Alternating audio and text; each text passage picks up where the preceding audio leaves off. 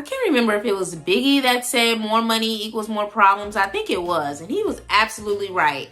And I feel like the more money you make, the more room the tax collectors have to take from you. And in this video, I'm going to talk specifically to the six-figure people that are making over six figures on their job and tell you how I would be managing my money so that the tax collectors don't take all of it, okay? So let's just jump into it. I'm gonna go over 4 things in particular.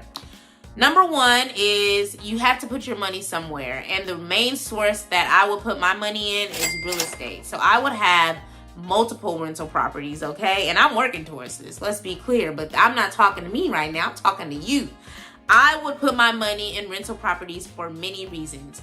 Number 1, it lowers the taxable, it doesn't lower it per se, I shouldn't say that. Number 1, when you put your money into a rental property is seen by the IRS as a business, and businesses have deductions. You have to spend money to run a business. And when I say spend money, I say you may need to advertise, you may need a website, you may be on social media. You may have different software that you use. And that software could be accounting software. It can be property management software. It could be a property manager.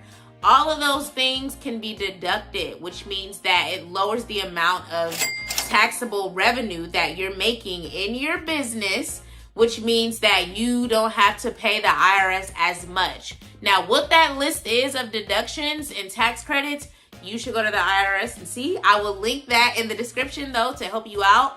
But that is one of the reasons why I am team real estate, because not only do you get to gain equity, you know, as the home appreciates in value, you also can put your money somewhere so that your $100,000 plus income isn't being taken by the IRS. Now, granted, you know, there's credits for having kids, there's benefits to being married, but real estate is something everybody can do, whether you're married or not, whether you have a kid or not. And if you're making over 6 figures, you need to put your money somewhere. Because if you don't and you just put it in your savings account, guess who's coming for it? The IRS. And we don't want that. We want to make good use of our money. And a rental property can help you do that, which is, again, seen as a business. If you have a business as well, great. I have both because I just don't need the IRS taking my money. I'm tired of owing them.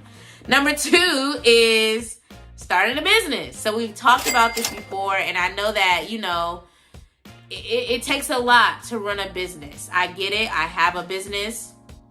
However, with that business comes deductions, and deductions are the name of the game. So you have to spend money to make money. I don't know who says, a rapper said that. Let me know who the rapper is in the comments.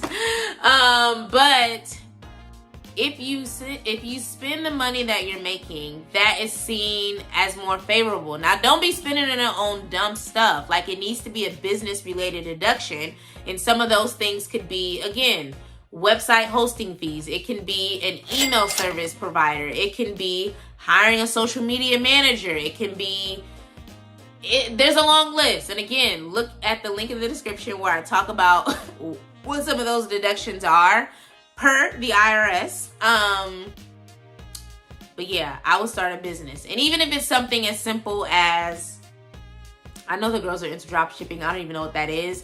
Even if it's creating ebooks, like stuff that can just sell while you're in your sleep, like having a business and being able to write off business related deductions is a game changer. You know, it lowers the amount of money that you owe to the IRS, because you're spending the money and the revenue that you're earning. So that's another quick hack that I would do. Again, I'm not a financial advisor. You need to talk to one.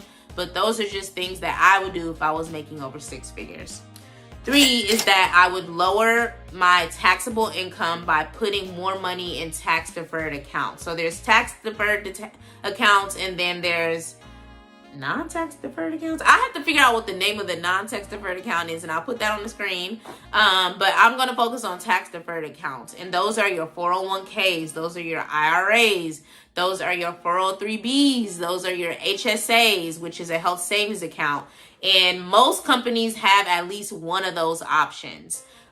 Depending on where you work, if you're in a public space, it may be 403b. If you're in a private space, it might be 401k. But the benefit of those kind of accounts is that if you put money in those accounts, it lowers the amount of taxable income that is being reported to the IRS, which means that the lower income that's being taxed to you, the lower the lower the amount is that they can take from you. So if you make $100,000 and 80% of that just sits in your savings account at your bank, they can take that because you haven't put that money anywhere. Versus you putting it, you're taking advantage of the 401k match at your company. You have a health savings account and you're putting some money in there to invest in index funds, ETFs, whatever your preferred is.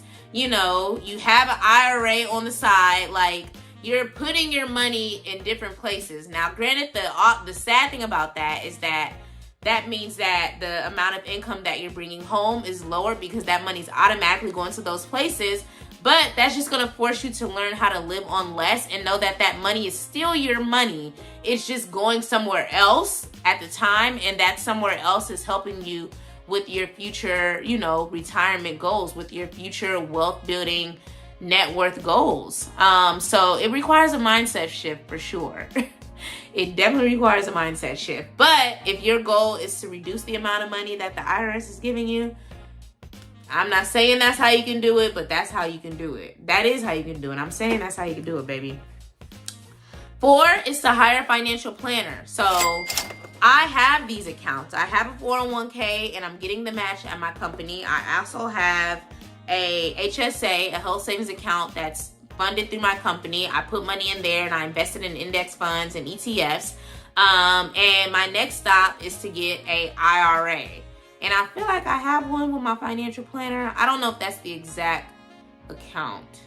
No, it's not an IRA. It's just a traditional investing account. And he keeps telling me over and over to get an IRA because I keep complaining that the more money that I make, the more the IRS is taking. He was like, well, have you opened an IRA? And that is an individual retirement account. And it's a tax-deferred account. So having a financial planner helps you to understand like how you can take advantage of your finances and where you should be putting your money from someone who literally studies this. So I study this just for me, but he studies this like in the market, so hire a financial planner because they can connect you to accountants. They can connect you to different opportunities to maximize this income that you're making so that you're not just giving it all to the tax guys. You want to put that money somewhere, whether it's real estate, whether it's a business, whether it's these tax deferred accounts, or whether it's paying someone to tell you what to do with your money. I am a big fan of all 4. I'm doing all 4 because as I make more money, I want to make sure that I'm assigning my money a responsibility and I'm not just giving it to the tax gods all willy-nilly. Like, don't do that. So just to recap, 4 things I would do if I was making 6 figures that I urge you to do if you are making 6 figures. And that's number 1, put your money into a business. And that business can be a rental property, which is where you don't live. It's something that you're renting out, or in a business. Everything that I do directs back to real estate. Even with this business, the money that I make from this goes into real estate. 2 is to start a business, which I already just spoke to. 3 is to lower your income, your taxable income, by putting more money into tax deferred accounts such as 401ks, 403bs, IRAs, and HSAs. And then 4 is to hire a financial planner because they are the people that are actually trained to teach people like how to better manage your money and how to set yourself up for success with investments. And I'm just telling you what I would do. So please seek financial advice, which is why I made sure I added that today. So comment below if you have any questions. And please like, comment, and subscribe. Share this with a 6-figure earner that you know. And I will see you guys on the next video. Peace.